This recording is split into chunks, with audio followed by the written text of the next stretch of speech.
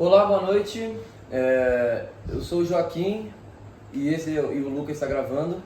Nós somos da Escola Raízes e vamos falar um pouco sobre o estigma do adoecimento mental na sociedade brasileira. Estamos aqui com o Fernando e ele vai falar um pouco sobre a formação dele. Opa! Boa noite, meu nome é Fernando Eduardo Canato, sou psicólogo e psicanalista. Queria agradecer ao Colégio Raízes, ao Luca, ao Joaquim, por se colocar à disposição em falar de um tema tão importante que hoje parece que a gente acaba não tendo tanto espaço dentro das escolas, dentro das famílias, em outros centros de ensino para falar sobre o estigma. Então, me sinto lisonjeado em responder e receber o Colégio Raízes aqui na minha casa. Pô, honra nossa. Muito obrigado por disponibilizar o seu tempo, com certeza. Então, o primeiro ponto da pesquisa é como o estigma da sociedade funciona a partir do adoecimento mental e emocional. Sim. Primeiro que o conceito de estigma, ele nunca é positivo. É um rótulo e uma maneira de segregar. Com a questão do adoecimento mental, hoje a gente tem um prejuízo muito grande. Tanto nos transtornos mais severos, que a gente pensa em quadros psicóticos, como a esquizofrenia, o transtorno bipolar, um borderline mais severo, quanto nos quadros que não são tão severos, mas que também o adoecimento ele é persistente, permanente e tem mais dificuldade em dar trégua, né? Que são a síndrome mista, ansiedade com depressão, depressão crônica, distimia em si. Em todos esses quadros de adoecimento, o estigma não favorece. Por exemplo, dentro da família. Dentro da família, que é um lugar mais difícil de lidar com tudo isso, porque o familiar, quando escuta que alguém adoece, ou quando escuta que alguém tem algum tipo de sofrimento, sempre tenta descaracterizar. Porque é uma maneira do familiar também lidar com isso. Não quer dizer que o familiar é responsável ou não responsável. Mas também ele vai usando do estigma, rotulando, né? Tô sofrendo com tristeza. Isso não é tristeza, isso é preguiça, isso é isso, isso é aquilo. É uma maneira, né, de rotular, é uma maneira de segregar. Ou realmente quando pega um transtorno severo, né? Vai tratando o transtorno severo como bebê, faz de tudo, não expõe ele socialmente, deixa ele em lugares mais isolados, sente vergonha, né? É claro que eu estou sendo muito cuidadoso para falar sobre isso, porque quando eu falo de fora, quando o profissional fala de fora, talvez seja um pouquinho mais tranquilo do que o familiar que convive com isso todo dia. Eu acho que tem uma outra parte, Joaquim e Luca, do estigma hoje em dia, que muitas vezes as pessoas não se apresentam com o nome dela, com quem elas são. Elas já se apresentam com um diagnóstico, né? Ou sou dislexo, ou sou TEA, ou sou isso, ou sou aquilo, né? Então isso na verdade vai acompanhando o estigma. A pessoa na verdade vai deixando a sua construção de personalidade de lado para se apresentar com o diagnóstico. O que o estigma tira de possibilidade social é que a gente converse sobre o adoecimento e crie uma maneira de integrar a pessoa que está adoecida. O estigma a gente segrega o adoecimento, que provavelmente a gente contribui para essa pessoa sofrer mais, para essa pessoa criar crises, né? A desenvolver crises, desculpe. Isso daí. E como isso afeta o portador no ponto de vista próprio? Sim, no ponto de vista de estar adoecido. Como eu falei agora no final dessa primeira pergunta que vocês fizeram, tira a possibilidade dele apresentar adoecimento de uma maneira mais clara.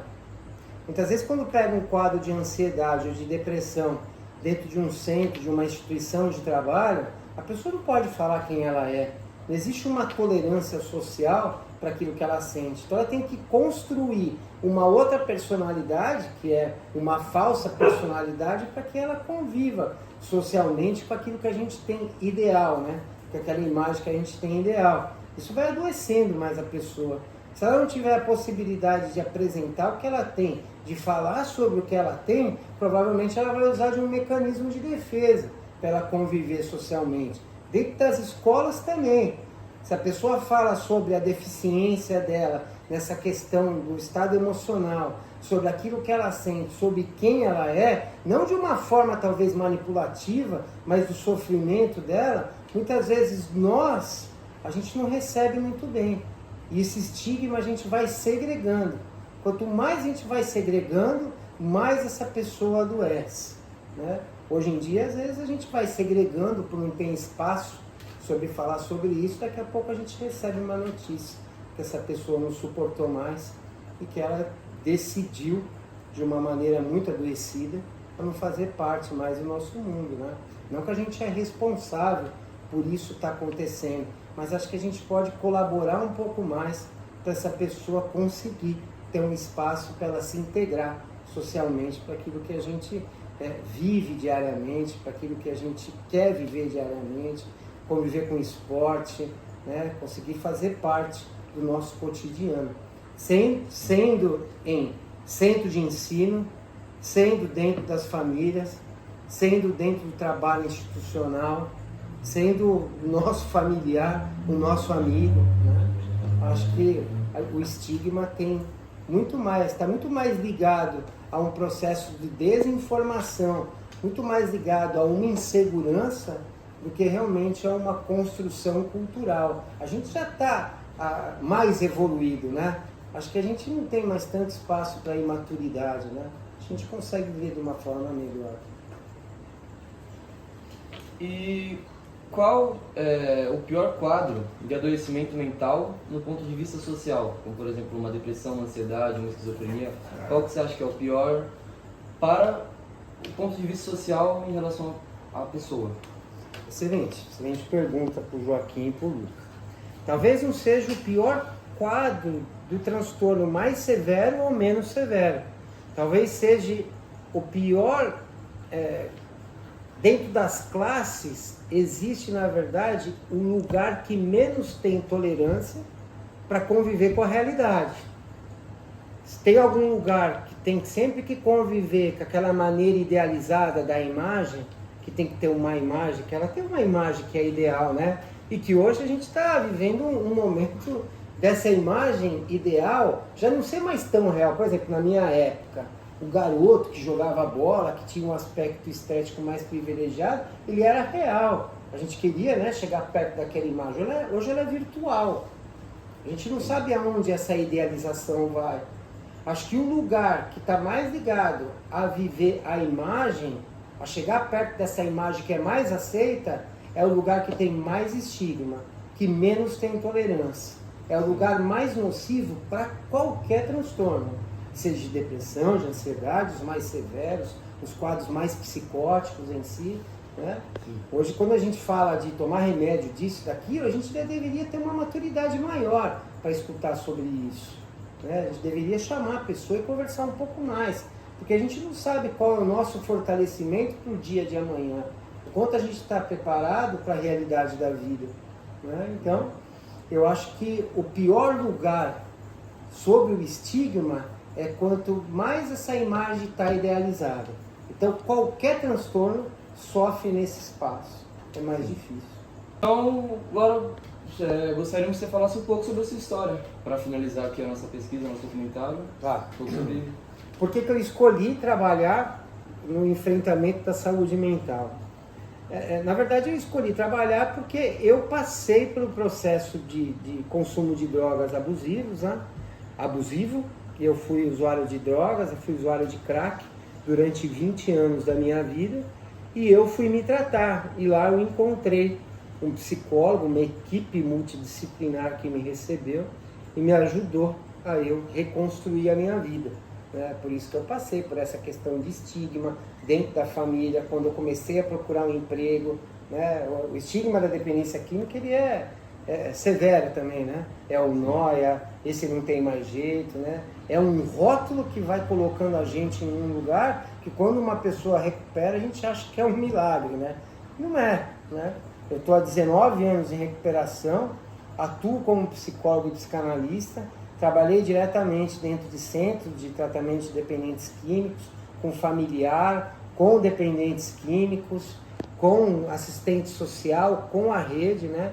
E tive experiência de casos aí que o estigma diz que não tem mais jeito, virarem grandes pais, grandes profissionais, grandes filhos e ter lugar socialmente que pode ter a possibilidade dessa pessoa, de alguma maneira, chegar e falar sobre a história dela e que essa mensagem de recuperação quebre o estigma e venha atingir uma pessoa que entenda que há uma possibilidade dessa pessoa conseguir superar, se recuperar e ter uma vida mais favorável, né?